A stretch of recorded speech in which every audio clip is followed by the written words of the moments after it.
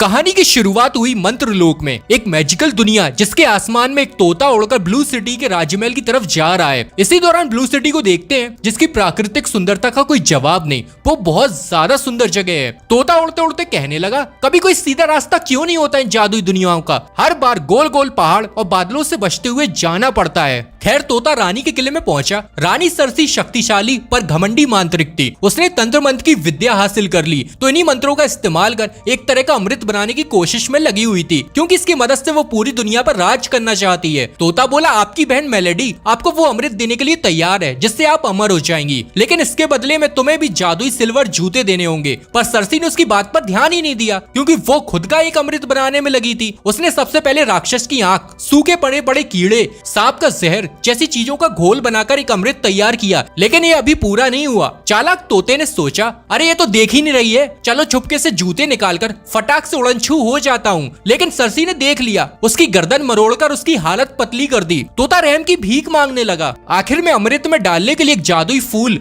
बरीगोन की जरूरत थी, जो उसे कहीं दिखाई नहीं दे रहा। तो गुस्से में अपने नौकर चकोफ को बुलाया। चकोफ दौड़ते हुए बरीगोन फूल लाया, जो 20 साल में सिर्फ एक बार खिलता था। सरसी ने उसे भी घोल में मिलाया, फिर उसे बोतल में भर के किले की चोटी पर पहुंची और उस बोतल को जमीन पर दे मारा। बोतल टूटते ही एक बड़ा बवंडर बन गया, जिसके चारों तरफ गोल गोल तेज हवाएं चल रही हैं। रानी सरसी हंसते हुए कहने लगी, चकोफ मेरे नौकर, अब तू देख मैं कैसे इस दुनिया पर राज करती हूँ। सारे इंसान मारे जाएंगे, ये दुनिया मेरे बवंडर के अंधेरे की चपेट में आ जाएगी, हर कोई डर के मारे मेरी जय जयकार करेगा। फिर हम एक परिवार को गाड़ी से जाते हुए देखते हैं, जिसमें अलीना, उसका डॉगी टोनी और मॉम डैड छुट्टियां मनाने अपनी नानी के घर जा रहे हैं। डैड ने कहा, देखा है मेरी ये तरकीब काम आई, एलिना की मोबाइल और गैजेट से दिन भर चिपके रहने की गंदी आदत ऐसे छूटेगी जब वो बाहर की दुनिया को घूमेगी, हरे भरे पेड़ पौधे, पहाड़ों और उस पर बसे जानवरों को देखेगी। एलिना को पढ़ने के लिए किताब भी दी, जिसे एलिना बहुत मजे के साथ पढ़ रही है, पर असल में एलिना किताब नहीं, मोबाइल छुपके से चला रही थी। किताब के पन्नों को मोबाइल के आकार में काटकर उसमें मोबाइल रख चलाई जा रही थी। मॉम डैड को भनक तक नहीं लगी, बेचारे सोचे जा रहे थे कि उनकी बेटी कितनी भोली मासूम है। लेकिन टोनी के कारण डैड को मोबाइल दिख गया तो किताब छीनकर बोले, नहीं ये नहीं चलेगा बेटा, हमने मिलकर फैसला किया था कि इस ट्रिप पर कोई भी मोबाइल गैजेट्स इंटरनेट का इस्तेमाल नहीं करेगा। एलिना बोली, हमने नहीं, आपने और माँ ने, इसमें मेरी कोई मर्जी नहीं थी, और गुस्सा होकर गाड़ी रुकवाकर बाहर आ गई। मैं मोबाइल के बिना कहीं नहीं जाऊंगी। माँ बोली, जिद मत करो बेटा,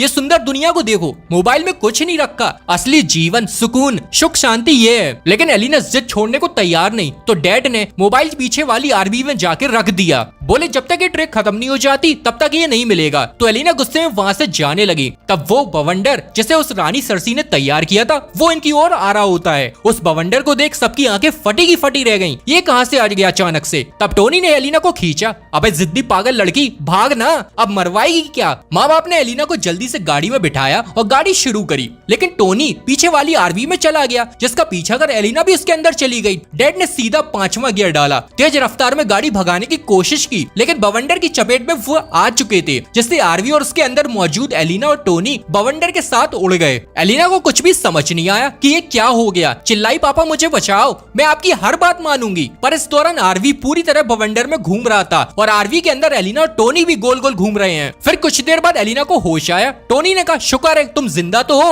वरना मेरा क्या होता।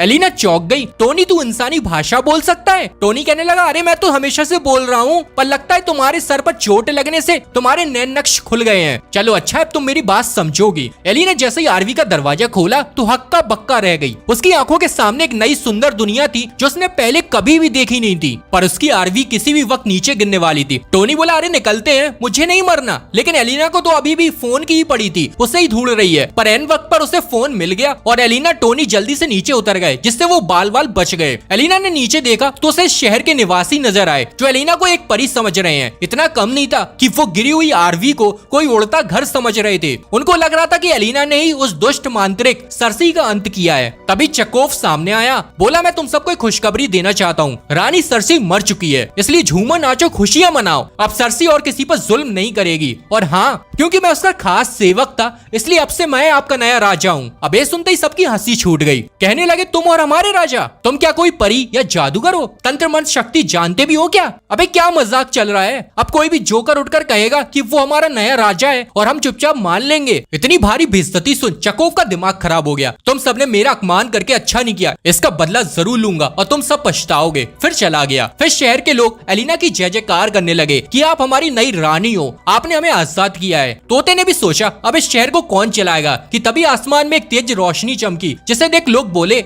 देखो बेला आ गई। बेला एक अच्छी परी थी जो येलो सिटी की रानी है। कहने लगी सबसे पहले तुम थोड़ा सा वहाँ से जरा से हट जाओ, क्योंकि मेरी दीदी सरसी नीचे मरी पड़ी है, उस पर तुम्हारी गाड़ी गिर गई थी। एलिना ने कहा माफ करना, मेरा ऐसा कोई इरादा नहीं था और मैं इस दुनिया में कैसे आ गई पता नहीं। मेरा यकीन करो, मेरा इन सबसे कोई लेना देना नहीं, मैं तो एक बच्ची हूँ। बेला बोली बुरी तुम नहीं, मेरी बहन सरसी थी जिसका दिमाग ठिकाने पर नहीं था, वो इंसानों को मारना चाह रही थी। टोनी ने पूछा तुम कैसी हो, बुरी है अच्छी? अरे नहीं नहीं मैं बुरी नहीं हूँ। एलिना ने सवाल किया पर ये नीचे खड़े अजीब से लोग इतना जोर से चिल्ला क्यों रहे हैं, ये बुरे हैं क्या? तुम गलत समझ रही हो, ये लोग तो सरसी के मरने से खुश हैं क्योंकि इन्हें अब गुलामी नहीं करनी पड़ेगी। एलिना पूछती है ये कोई इत्तेफाक नहीं हो सकता, आखिर मेरी आरवी तुम्हारी दीदी पर ही क्यों गिरी, और कहीं भी तो गिर सकती थी। बेला कहती है मेरी दीदी इस दुनिया पर कब्जा करना चाहती थी, इसलिए उसने मंत्र शक्ति से ये बवंडर उठाया, तो मेरी जादुई किताब ने मुझे तुम्हारी गाड़ी खाली दिखाई, मैंने उसके बवंडर को घुमाकर उसी पर हमला करना चाहा और इसीलिए इस खाली आरवी को उसी बवंडर में फंसाया, लेकिन मुझे नहीं पता था कि आरवी के अंदर कोई है। अरे पर मुझे अपने आपसी झगड़े में क्यों फंसा लिया?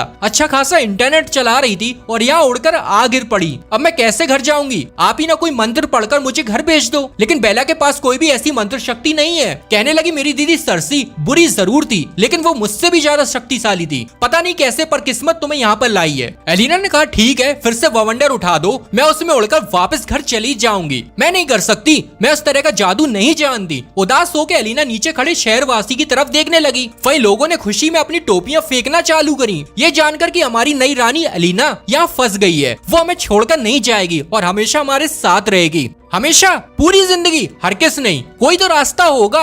बेला ने जादुई किताब के पन्नों को दिखाकर समझाया कि इस दुनिया के कई राज्यों को जादूगर ही चलाते हैं, जैसे ब्लू सिटी को सरसी चलाती थी, येलो सिटी की रानी मैं हूँ, वही मेरी छोटी बहन मेलेडी पिंक सिटी पर राज करती है। बेला फिर उसे नक्शे में एक जगह दिखाती है जहाँ गुडविन नाम का सर्वशक्तिशाली जादूगर राज करता है। उसके पास जाओगे तो वो तुम्हें तुम्हारी दुनिया में पहुंचा देगा, लेकिन उस तक पहुंचना आसान नहीं है। इस सफर में तुम्हें कई खतरों का सामना करना पड़ सकता है और अगर सच में उस तक पहुंचना है तो मैं रास्ते में किन्हीं 3 लोगों की मदद करनी होगी, जिससे गुडविन की एमरल्ड सिटी तक जाने का रास्ता खुल जाएगा। एलिना बोली यहाँ लोगों की रानी बनने से अच्छा है कि मैं घर वापस जाकर अपने डैड की जिद्दी बेटी बनूं। राज करना मेरे बस का नहीं, तो बताओ रास्ता कैसे जाना है? तो मैं पीला रास्ता पकड़ लो और इस रास्ते को छोड़ना मत किसी भी कीमत पर, वरना भटक जाओगी और तुम्हारा सामना कई खतरनाक राक्षस और बुरे जादूगरों से होगा। इस पीले रास्ते पर आखिर में तुम्हें एमरल्ड सिटी मिलेगी जहाँ गुडविन राज करता है। और ये बताकर बेला गायब हो गई। दूसरी ओर शहर के लोग तो अभी भी चिल्ला रहे होते हैं कि तुम ही हमारी रानी हो, लेकिन एलिना को किसी तरह बस यहाँ से खिसकना था तो जाने लगी,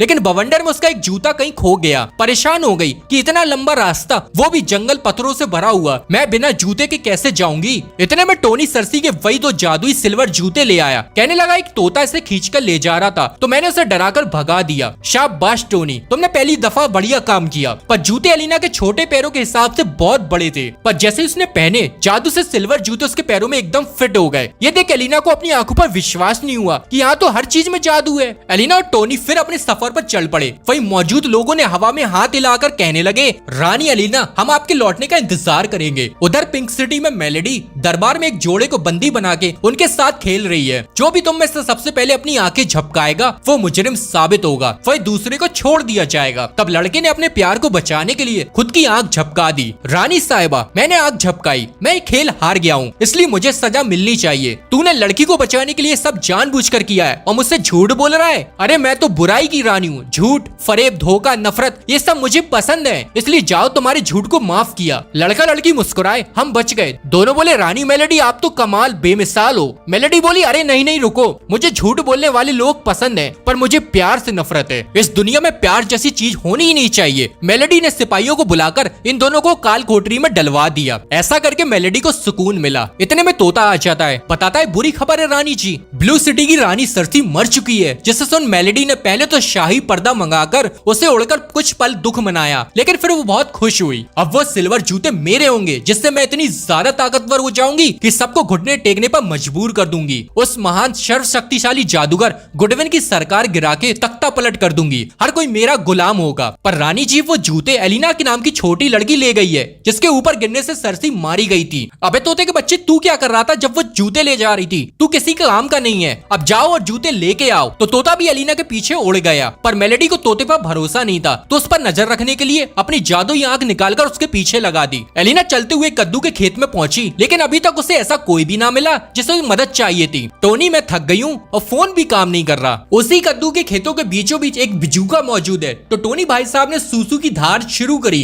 जैसे देख बिजूका हिला, डरा के टोनी को भगाने की कोशिश की, भाई इधर मत कर। टोनी ने घबराते हुए एलिना को बताया ये जिंदा है, अभी हिला था, लेकिन एलिना के देखने पर बिल्कुल भी नहीं हिला। तो एलिना ने टोनी को डांट लगाई, जुबान मिल गई है तो मुझे ही उल्लू बनाओगे? जागते हुए सपने देख रहे हो? चुपचाप जल्दी करो, हमें और आगे जाना है। वो आगे बढ़े तो तोता आकर उनके सामने बैठ गया। एलिना, मैं एक इंसान हूँ, मुझे तुम्हारी मदद चाहिए। बुरी जादूगरनी मेलेडी ने मुझे एक तोते में बदलकर कैद कर रखा है। एलिना बोली, हाँ मैं तुम्हारी मदद करूंगी, जरूर करूंगी। उधर ये सब मेलेडी अपनी जादुई आंख के जरिए देख रही थी। तोते की बात सुन बिजूका खुद को हिलाकर अजीब इशारे करते हुए तोते की खुफिया चाल का खुलासा करने लगा कि इस पर विश्वास मत करो, तोता झूठा है। तब एलिना ने भी उसे देख लिया तो उसके पास आई। अब तोते की पोल खुल न जाए इसलिए बिजूका के हाथ पर बैठ धमकाने लगा, देख तू मेरे मामले में दखल मत दे, वरना तुम्हारी झाड़ को रानी से कह के जलवा दूंगा। रानी मेलेडी की सजा को जानते हो ना, उन्हें किसी भी कीमत पर एलिना के सिल्वर जूते चाहिए बस। लेकिन बिजूका उसकी धमकी को हल्के में लेता है। अबे तू जा रहे, निकल यहाँ से। अब उनकी कहा सुनी को एलिना अपने फोन से क्लिक करने लगी, क्योंकि उसने आज तक ऐसा नजारा नहीं देखा था। लेकिन तोते को फोन किसी तरह का यंत्र लगा, कहीं ये लड़की मुझ पर कोई जादू तो नहीं कर रही है, इसलिए भाग जाता हूँ। और तोता डर के मारे उड़न छू हो गया। तोते के जाने के बाद बिजूका ने फिर से कुछ कहने की कोशिश की, लेकिन मुंह तो था नहीं, तो बोलता कैसे? और एलिना समझती भी कैसे? एलिना बोली, कोई ना, मैं अभी तुम्हारा मुंह बना देती हूँ। पर बिजूका के सर काफी ऊंचाई पर था, इसलिए एलिना ने उसे गिरा के मुंह बनाने का फैसला किया। लेकिन एलिना की जोरदार लात से बिजूका हवा में उड़ गया और सीधा मेलेडी की जादुई आंख से टकरा के एक कद्दू पर जा गिरा। एलिना फिर उसका मुंह बनाती है और उसने मुंह बनाया नहीं, बिजूका की बकबक शुरू हो गई। पता चला ये बिजूका एक इंसान है। एलिना को 3 इंसानों की मदद करके उन्हें अपने साथ ले जाना है। बिजूका अब भी बड़बड़ाए जा रहा था तो टोनी भाई साहब ने कह दिया, मुंह तो मिल गया पर बिजूके तुझ में दिमाग की सख्त कमी है। जितना तुम्हारा मुंह चलता है ना, उतना दिमाग नहीं है तुम्हारे अंदर। जिससे बिजूका को याद आया, हाँ उसे एक हमेशा से दिमाग चाहिए था। एलिना बोली, हमारे साथ चलो, गुडविन तुम्हारी दिमाग की इच्छा को पूरी कर देगा। बिजूका मान गया और फिर उन्होंने कई सारे सुंदर पहाड़ों को पार किया, फिर बड़े से झरने और नदी के पुल पर चल के आगे बढ़े। एक जगह पर एलियो अपने फोन को देखती है और टावर ढूंढने की कोशिश करती है। बिजूका बोला, तुम ऐसे हाथ ऊपर इधर उधर कर क्या अजीब हरकतें कर रही हो, क्या ढूंढ रही हो? बिजूका, मुझे इंटरनेट चाहिए। बिजूका ने पूछा, इंटरनेट वो कौन है? तुम्हारा दोस्त है क्या? उसका हुलिया कैसा है? अरे नहीं नहीं, इंटरनेट को कोई देख नहीं सकता, पर तुम्हारे हर सवाल का जवाब होता है उसके पास। बस ये सुनते ही बिजूका का सर घूम गया, हैरान रह गया, जो दिखता नहीं उसे ढूंढ रही है पागल लड़की, बताओ। खैर फिर रात हो गई, वो तीनों जंगल में पहुंचे। दूसरी तरफ मेलेडी को जल्द से जल्द सिल्वर जूते चाहिए थे, इसलिए सिपाहियों से कहकर काल कोठरी से सबसे खतरनाक नरभक्षी को बुलवाया। मेलेडी फिर उसके सामने कुछ मंत्र कहती है, जिसके जरिए कुछ मशरूम्स पनपते हैं, उनमें से इंसानों की आवाज निकलती है, जिन्हें सुनकर वो नरभक्षी बहुत खुश हो जाता है। और तब मेलेडी उसके जंजीरों को खोल देती है। मैं तुम्हें सब दूंगी जो तुम्हें चाहिए है, तुम्हें घर भी जाने दूंगी, अपने परिवार से मिल सकोगे अगर तुम एलिना से वो सिल्वर जूते ले आओगे। ये कहकर वो उसे एक नीली बोतल देती है और वो खुश हो जाता है कि अब मैं अपने मन से बहुत सारे इंसानों को खा सकूंगा। नरभक्षी ने पूछा, वो लड़की खाने को मिलेगी? हाँ जरूर, उसे भी खा लेना, पर पहले वो जूते लाओ। नरभक्षी तुरंत सिल्वर जूते लेने चला जाता है। उधर जंगल में एलिना को एक तेल छिड़कने जैसा छोटा डिब्बा ऑयल कैन मिला। तभी उन्हें एक अजीब सी आवाज आई तो टोनी उसके पीछे भागा। एलिना चिल्लाई, अबे डॉगी महाराज, हमें पीला रास्ता नहीं छोड़ना है, चुपचाप वापस आओ। लेकिन टोनी भाई साहब नहीं रुके। आगे उन्हें मिली लोहे की मूर्ति जो इंसान जैसा दिख रहा है, पर हर जगह जंग लगी हुई है। एलिना ने कहा देखो वो रो रहा है, इसके आंसू निकल रहे हैं, मतलब ये जिंदा है। मूर्ति ने बोलने की कोशिश की लेकिन जंग लगने के कारण उसका मुंह ही नहीं खुल रहा था। तो एलिना ने उस ऑयल कैन से थोड़ा सा तेल उसके मुंह में डालती है और अब उसका मुंह थोड़ा सा हिल पाता है। तो कहता है कि थोड़ा सा तेल मेरे हाथ पैर में भी डाल दो प्लीज, कम से कम थोड़ा हिल तो पाऊंगा। एलिना भी वैसा ही करती है। हेलो मेरा नाम टिन मैन है और अच्छा हुआ तुमने मेरा खोया हुआ ऑयल कैन ढूंढ लिया और मेरी मदद की, वरना मेरे तो पूरे शरीर में जंग लग चुकी थी। असल में कई साल पहले मैं एक इंसान था और एक लड़की से प्यार करता था। अपनी और लड़की की साथ में तस्वीर भी दिखाई। हम दोनों बहुत खुश थे और शादी करना चाहते थे, लेकिन लड़की की सौतेली माँ को रिश्ता अच्छा नहीं लगा तो उन्होंने ब्लू सिटी की रानी सरसी को पैसे दिए, जिसने सबसे पहले लड़की को सम्मोहित कर उससे दूर कर दिया और फिर उसके हथियार कुल्हाड़ी पर भी जादू करके उसे भी अपने वश में कर लिया। जब मैंने सरसी पर कुल्हाड़ी से हमला किया तो कुल्हाड़ी ने पलटकर मेरा एक पैर काट डाला। तो मैंने लोहार के पास जाके एक लोहे वाला पैर लगवा लिया, फिर बदला लेने के लिए एक नए हथियार से वार किया तो फिर से जादू से मेरा दूसरा पैर भी काट दिया, जिससे मुझे एक और लोहे का पैर लगवाना पड़ा। अलीना बोली बदला तो लिया नहीं, उल्टा पूरे टीन के जंग खाए डब्बे बन के बैठ गए हो। इस दुनिया में कोई दिमाग से काम क्यों नहीं लेता है? फिर क्या हुआ? फिर क्या धीरे धीरे मैं ऐसा बन गया और मेरे दिल की जगह पर अब गियर मौजूद है। पर अब मैं उस सरसी को नहीं छोड़ने वाला। आ रहा हूँ मैं सरसी। ओए टिन मैन, रानी सरसी के ऊपर गाड़ी गिरी और वो कब की मर चुकी है। अब तुम बदला नहीं ले सकते, तुमने थोड़ी सी देर कर दी। वैसे मैं गुडबेन के पास जा रही हूँ, वो सबकी ख्वाहिशें पूरी करता है, तुम्हारी क्या इच्छा है? मुझे दिल चाहिए जिससे मैं दोबारा से इंसान बन सकूंगा। तो बढ़िया है, चलो हमारे साथ। और टिनमैन भी उनके साथ हो लिया। अगली सुबह ये चारों एक पत्थरों वाली घाटी में पहुंचे जहाँ एलिना और टोनी आगे आगे चल रहे थे, वहीं टिनमैन और बिजुका उनके पीछे। टोनी खिलौने से खेलने में लगा हुआ था, जिसकी आवाज से एलिना को चिढ़ मच गई। गुस्से में कहने लगी लाओ इसे मुझे दे दो, पर मैं इसके बिना क्या करूंगा? ये सुंदर सुंदर दुनिया देखो कितनी खूबसूरत है, हर जगह पहाड़, रंग बिरंगे फूल और इतना कहते ही एलिना को एहसास हुआ कि वो भी तो यही करती थी जब उसके माँ बाप उसे फोन से दूर रहने की सलाह देते थे। वो कितनी गलत थी। तभी माँ की आवाज आई, बेटा यहाँ आओ। ये आवाज कहाँ से आई टोनी? आवाज का पीछा करते हुए दीवारों पर वही नीले मशरूम्स मिले, जैसे इंसानों की आवाज आ रही थी, जिसकी धुन से वो कंट्रोल होती गई। उसी में से एक से उसकी माँ भी उसे घर बुला रही थी। टोनी जानता था कि ये सही नहीं है तो आगे गया, पर नरबख्शी ने उसे जाल में फंसाकर ऊपर लटका दिया। एक जगह पर लिखा था कि गुडविन मांत्रिक यहीं पर रहता है। तो एलिना आगे गई। क्या तुम गुडविन हो? हाँ मैं गुडविन हूँ, तो मुझे मेरे घर भेज दो। लेकिन मैंने अभी तक सिर्फ 2 ही इंसानों की मदद की है। नरबख्शी बोला कोई ना, 2 भी चलेंगे, मैंने किताब के नियम बदल दिए हैं। चलो मेरी इस जादुई गाड़ी में सवार हो जाओ, पर तुम्हें पहले ये जूते उतारने होंगे क्योंकि मेरी गाड़ी पवित्र है। मुझे अच्छा नहीं लगता कि कोई गंदे जूते पहनकर मेरी ये सुंदर गाड़ी को खराब करे। तो एलिना ने भी जूते उतार दिए और ये सब देख मेलेडी मुस्कुराई। आखिर मेरी चाल काम आई, नरबख्शी ने मेरा काम कर ही दिया। उधर टिनमैन ने अपनी कुल्हाड़ी से रस्सी काट टोनी को नीचे लाया। कुछ मत पूछो, एलिना को ढूंढो, वो मुसीबत में है। एलिना बोली मेरे डॉग टोनी भी है साथ में, उसे आने दो। लेकिन नरबख्शी ने बताया ये मुमकिन नहीं है, सिर्फ एक ही जा सकता है। फैसला कर लो तुम या तुम्हारा डॉगी। कि तभी टिनमैन बिचूका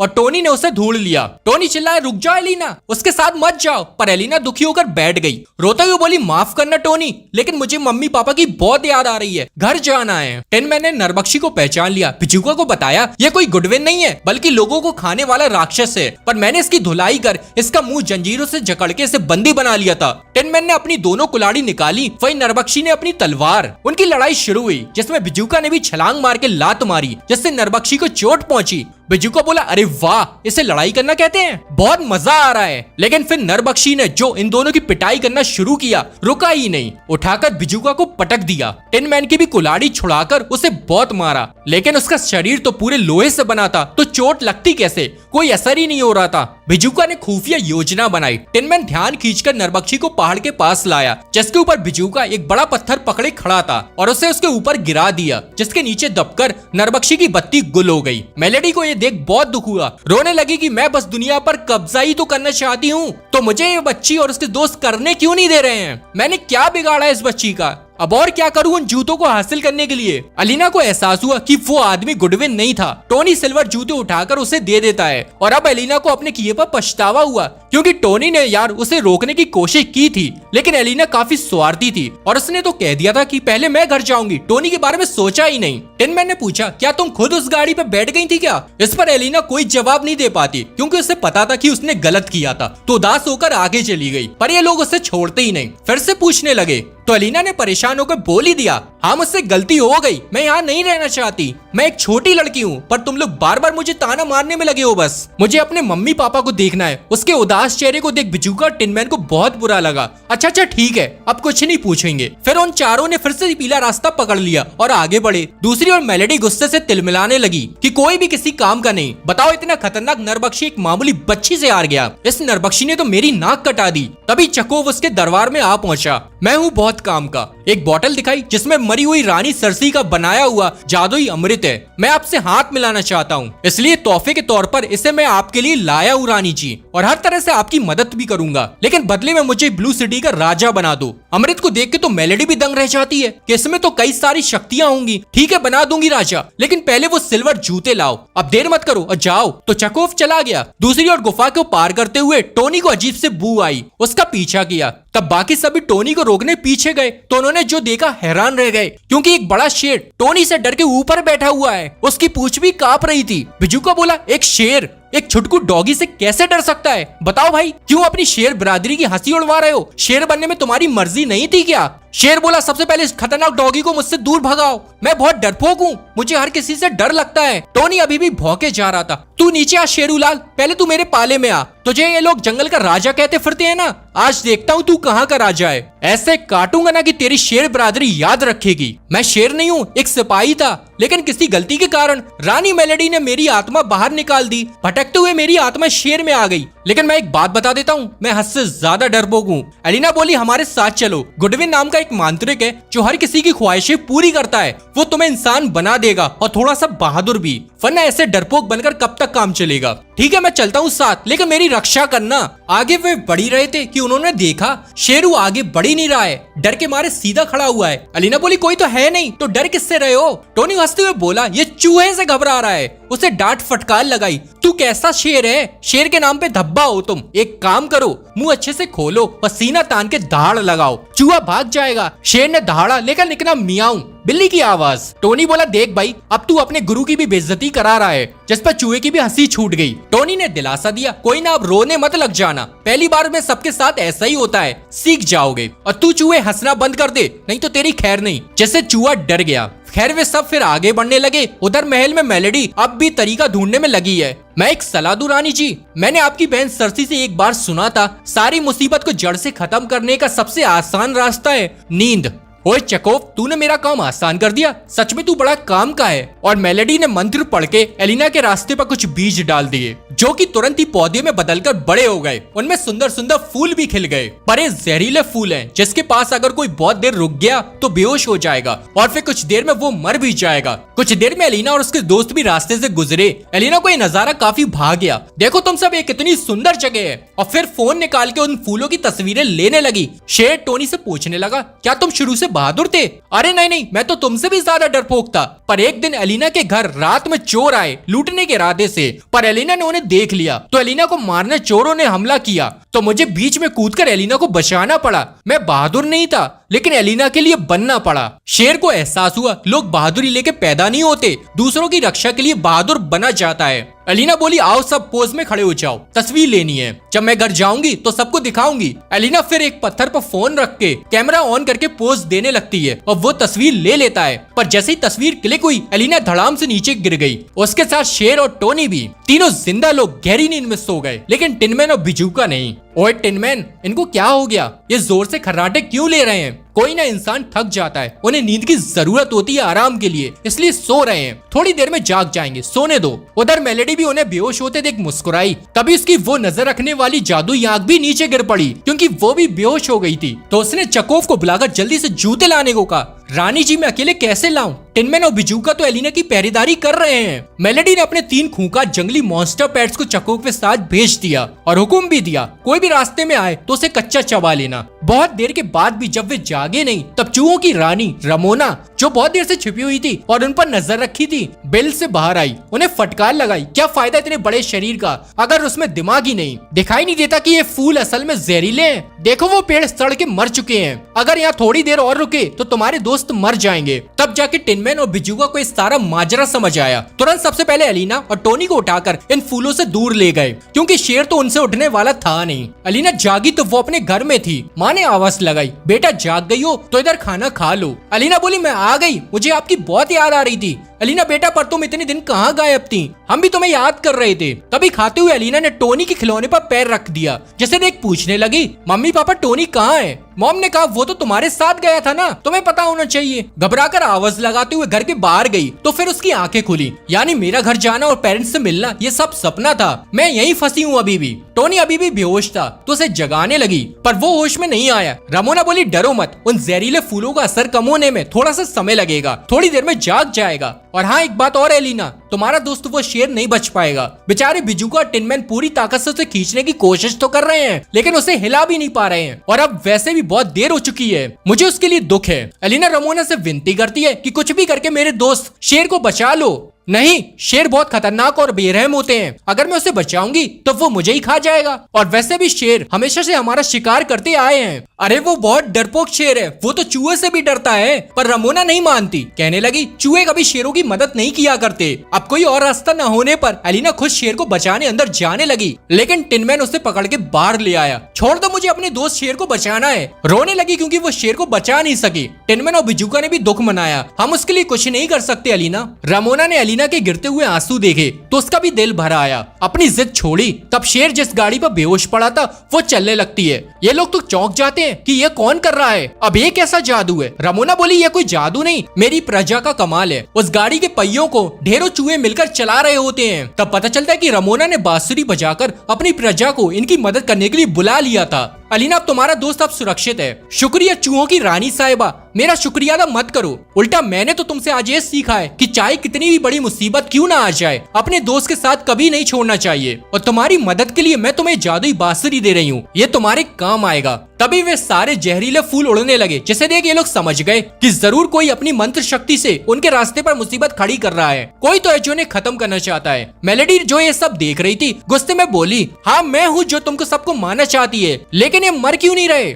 मेरी ये चाल भी नाकाम हो गई बताओ। पर मेरे खूंखार शेर और नौकर चकोव कहाँ मर गए? अब रात होने पर उन्होंने कुछ देर आराम करने का सोचा, क्योंकि शेर अभी भी नींद में था और आगे उन्हें बस एक और पुल को पार करना है और फिर वो गुडविन के राज्य में पहुंच जाएंगे। एलिना ने फोन में अपने परिवार की पुरानी तस्वीरें देखी, जब उसके माता पिता उसके जन्मदिन पर उसके लिए डॉगी टोनी को लाए थे, जिसे पाकर वो बहुत खुश हुई थी। काश सब पहले जैसा हो जाए। टोनी ने दिलासा दिया, हो जाएगा, अब हम जल्दी घर पहुंचने वाले हैं, तुम उदास मत हो। अरे कैसी बू है अलीना, मुझे शेरों की बू आ रही है। तो क्या अपना शेर होश में आ गया क्या जो तुम्हें बू आ रही है? नहीं, ये अपना वाला शेर नहीं बल्कि दुश्मन कबीले के खूंखार शेर हैं। शायद ये उसी मांत्रिक ने भेजे हैं जिसने हम पर जहरीले पौधों से हमला किया। एलिना कहने लगी, ओए बिजुके और टिनमैन जल्दी से पुल पर चलो। पर एलिना हम शेर को अकेले नहीं छोड़ सकते। एलिना बोली, इसलिए हमें दुश्मनों को अपने पीछे लगाना होगा। टोनी यहीं रुककर शेर पर नजर रखेगा। कुछ देर में ही एलिना, टिनमैन और बिजुका पुल पर पहुंच जाते हैं। पर मुसीबत ये थी कि वो पुल को पार कैसे करें, क्योंकि वो जगह जगह टूटा हुआ है। टिनमैन ने सुझाव दिया, मैं लोहे जैसा सख्त हूँ, इसलिए मैं कुल्हाड़ी फंसाकर लेट के रास्ता बना देता हूँ और तुम लोग जल्दी जल्दी चढ़ के रास्ता पार कर लो। तो पहले एलिना और फिर बिजुका ने ऐसा ही किया। टिनमैन गिरने वाला था लेकिन दोनों ने उसे खींच लिया। चको बड़े मॉन्स्टर शेर पर बैठा हुआ खूब हंसने लगा कि अच्छा अब तुम लोग कहाँ जाओगे, फंस गए ना। अब ये लोग आगे नहीं जा सकते क्योंकि आगे बहुत बड़ा गैप होता है और इस बार तो टिनमैन के लेटने से भी काम नहीं चलने वाला था। चको बोला, जाओ बच्चों, इन्हें मारकर खा जाओ। तब उनमें से दो मॉन्स्टर शेर जबरदस्त रफ्तार में भागने लगे और फिर कूदकर एलिना पर झपटे, लेकिन उनके भारी वजन और कूदने से पुल और भी ज्यादा टूट गया। मॉन्स्टर शेर गिरने लगे तो उन्होंने अपने पंजों से पकड़ने बचने की कोशिश की, लेकिन उनमें से एक मॉन्स्टर शेर नीचे गिरकर मारा गया। मेलेडी को बहुत बुरा लगा, कहीं ये मेरे प्यारे पालतू बच्चे भी नाकाम ना हो जाएं। इस छोटी लड़की ने तो हद ही कर दी है। कोसने लगी, छोटी लड़की ने मेरा सब कुछ छीन लिया, मैं इसे छोड़ूंगी नहीं। उधर टिनमैन के साथ एलिना एक छोर पर लटकी हुई है, वहीं दूसरा मॉन्स्टर शेर भी उनके करीब भी लटका हुआ था। एलिना पर पंजों से हमला किया, जिस पर टिनमैन उसका सामना किया, पर वो ऐसा ज्यादा देर तक नहीं कर सकता था। तो बिजुका बोला, मेरी झाड़ से मैं रस्सी बना सकता हूँ। पर तभी मॉन्स्टर शेर ने फिर से वार किया, जिस पर बिजुका ने उसे अपने साथ नीचे गिरा दिया। ये देख एलिना को बहुत दुख हुआ कि सिर्फ उसे बचाने के लिए बिजुका ने अपनी जान गंवा दी। बड़ी मुश्किल से वो टिनमैन को पकड़ के ऊपर चढ़ती है तो बचा हुआ मॉन्स्टर शेर उस पर हमला कर देता है। टिनमैन उसके साथ बढ़िया लड़ता है। तब चकोव टिनमैन पर एक पत्थर मारता है, जिससे टिनमैन अपना संतुलन खो के नीचे गिर गया। चकोव ने धमकी दी, छोटी बच्ची, तेरी ये लोहे की दुकान और वो मोटा झाड़ पौधा तो गया, अब तेरा क्या होगा? मेलेडी ने जादू से हुक्म दिया, मार डालो इसे। और वो मॉन्स्टर शेर एलिना पर झपटा मारने वाला था, पर तभी एक आवाज को सुनकर वो मुड़ते हैं तो वहाँ पर खड़ा होता है अपना शेरू, वो भी सीना तान कर। शेरू ने खुद को हौसला दिया, तुझे एली के लिए बहादुर बनना ही पड़ेगा, उसे बचाना ही होगा। मॉन्स्टर शेर भी थोड़ा सा हिल गया कि भाई ये कहां से आ गया। शेरू के दिमाग में यही चल रहा था, दिखावा तो कर रहा हूँ बहादुरी का, पर अंदर से आत्मा हिली पड़ी है। और शेरू छलांग लगा के मॉन्स्टर शेर के पाले में घुस गया। उनके बीच घमासान लड़ाई शुरू हुई। पहले पंजे मारे, फिर एक दूसरे को दहाड़ लगा के डराने की कोशिश की, लेकिन दोनों में से कोई भी पीछे नहीं हट रहा था। लड़ाई से हिस्सा टूट गया, पर एलिना दूसरे सुरक्षित हिस्से पर जा गिरी। बच गई, पर उसने देखा कि शेरू भी बिजुका की तरह उसे बचाते नीचे गिरकर मारा गया। एलिना फिर से दुखी हुई कि मेरे दोस्त मर क्यों रहे हैं, मैंने क्या किया है, मैं तो एक बच्ची हूँ, पर मुझे हर कोई मारने में क्यों लगा है। चकोव ने धमकाया, चुपचाप बिना कोई नाटक के अपने वो सिल्वर जूते मुझे दे दो, वरना तुम्हारा काम तमाम कर दूंगा, समझी चुटकी। इन बेकार जूतों के लिए तुमने मेरे दोस्तों की जान ले ली, पागल हो क्या? ये लो जूते, मुझे नहीं चाहिए, ये मुसीबत की जड़। और एलिना ने जूते उसके मुंह पर दे मारे, जिन्हें पाकर चकोव खुश हो गया। मैं हूँ अब नया राजा, अब सब मेरे गुलाम बनेंगे, उस मेलेडी को भी नहीं छोड़ूंगा। पर तभी टोनी ने गुस्से में चकोव पर भौंकना शुरू किया। चकोव ने जैसे टोनी को देखा हिल गया। मेरे पास मत आना डॉगी, तू ब्लू सिटी के नए राजा पर गुर्रा रहा है। पर टोनी अब और पास आकर जोर से गुर्राया, तो चकोव बचने के लिए पीछे हुआ। टोनी ने इस बार कूदकर झपटा मार ही दिया, तो चकोव फिर पीछे हुआ, जिससे इस बार चकोव पुल से नीचे गिरकर मारा गया और वो सिल्वर जूते भी नीचे गिर गए। मेलेडी को बहुत बड़ा झटका लगा कि उसे सिल्वर जूते मिल ही नहीं पाए। उसे एक छोटी बच्ची और उसके दोस्तों ने हरा दिया। जोर से रोने लगी। तभी नीचे से आवाज आई और पता चला कि टिनमैन और शेरू नीचे के हिस्से पर ही गिरे थे, वो बच गए हैं। हल्की चोटें ही आई हैं बस। एलिना को बहुत खुशी हुई, पर थोड़ा सा दुख भी था कि बिजुका को नहीं बचा सकी वो। तब एक और आवाज आई, देखा बिजुका ने झाड़ की रस्सी बनाई रखी है और उससे लटक रहा है। ऊपर आया तो बोला, एलिना तुम्हारे लिए एक तोहफा लाया हूँ, ये सिल्वर जूते। खैर एलिना ने सबको गले लगा लिया। अब मैं कभी तुम सबको खोना नहीं चाहती, मुझे छोड़कर मत जाना। टोनी को भी गले लगाकर बोली, तुम लोगों ने पूछा था ना कि मैं नरबख्शी की गाड़ी में खुद की मर्जी से बैठी थी या नहीं। हाँ वो मेरी मर्जी थी, मैंने अपने बारे में सोचा कि मुझे पहले घर भेजो, पर अब मुझे एहसास हो गया है कि मैं कितनी गलत थी। तुम लोगों ने ना जाने मेरी कितनी बार जान बचाई, कितने दुश्मनों से भिड़ गए सिर्फ मुझे सुरक्षित रखने के लिए। मुझे माफ कर दो, मैं शर्मिंदा हूँ दोस्तों। टोनी कहने लगा, हाँ मैं जानता था कि तुमने उस वक्त मुझे धोखा दिया था, पर मैंने तुम्हें उसी वक्त माफ भी कर दिया था। तू मेरी दोस्त है और दोस्तों से गलतियां हो जाती हैं, इसमें इतना परेशान होने की जरूरत नहीं है। फिर वे सब एक हुए और पुल को पार कर गुडविन के राज्य में पहुंच गए। लेकिन गुडविन के महल तक जाने के लिए उन्हें लंबी सीढ़ियों पर चढ़ाई करनी थी। टिनमैन बोला, ओए बिजुका मेरे दोस्त, सीढ़ी चढ़ने से मेरी हालत थोड़ी खस्ता हो गई है, थोड़ा सा तेल डाल दे ताकि मेरे पुर्जों में लगी हुई जंग हट जाए। बिजुका ने भी ऐसा ही किया। टिनमैन ने पूछा, बिजुका जब तुझे दिमाग मिल जाएगा तो क्या करोगे? ये भी कोई सवाल है? उसे लेकर घूमूंगा जैसे तुम सब करते हो, फिर मैं दिमाग वाला होशियार बिजुका बन जाऊंगा। टिनमैन बोला, जब मुझे दिल मिल जाएगा तो मैं उस लड़की को ढूंढूंगा जिससे मैं प्यार करता हूँ और उसके साथ अपनी नई दुनिया बसाऊंगा। शेर तुम बहादुरी पाकर क्या करोगे? शेर बोला, कुछ मत बोल, मेरा उस लड़ाई से अभी भी दिमाग घूम रहा है, मैं तो अभी भी डरपोक हूँ। ये सुन टिनमैन और बिजुका की हंसी छूट गई। एलिना हमारे जंगल का राजा अभी भी डरपोक है। एलिना बोली, मैं भले ही अपने घर वापस चली जाऊं, लेकिन तुम सबसे मिलने के लिए जादुई दुनिया में वापस आऊंगी, पर तब तक तुम सबकी बहुत याद आएगी दोस्तों। फिर गुडविन के राज्य में वही तोता उड़कर आ चुका है। गुडविन को दिखाया तो नहीं गया और आवाज में उसने तोते से पूछा, बोल क्या खबर लाया है? महान गुडविन, आप इस दुनिया पर राज कर सकते हैं, बस आपको एक काम करना है। एक लड़की अपने दोस्तों के साथ आपसे मिलने आ रही है, आपको उसको घर पहुंचाने की इच्छा और उसके दोस्तों की इच्छाओं को पूरा करना है, जिसके बदले में वो लड़की आपको जादुई सिल्वर जूते दे देगी। मेलेडी भी हार गई उस लड़की से जूते चुराने में। ठीक है तोते, मैं उनकी ख्वाहिशें पूरी कर दूंगा। और इस तरह एलिना घर पहुंच गई। टिनमैन को दिल मिल गया जिससे वो वापस से इंसान बन गया। बिजुका को दिमाग मिल गया और शेर बहादुर बनके सच में जंगल का राजा बन ही गया। और इसी के साथ ये कहानी खत्म हुई।